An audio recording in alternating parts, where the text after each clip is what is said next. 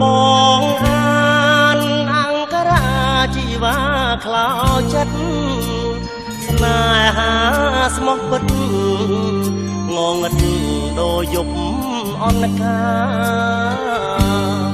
លើងពចម្រុងសម្រងបូផាបាអើយបាសួនច្បារសុគីបរងទីក្រុងធំធេងរៀបរែងអាឡ័យសូរិយាលងាយថ្ងៃ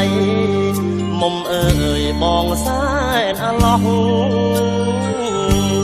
អង្គរាគ្រប់ឃ្លីបងចាំទាំងអង្គសូមស្រណងបងអើយមកលួងអូនផងបងលួងដីស្រែគេមកនឹងទាំងអង្គចាមដេចព្រះលោកបាយរំលងគេថាមិនស្មើនឹងថ្លៃការផងអង្គអោនួនអង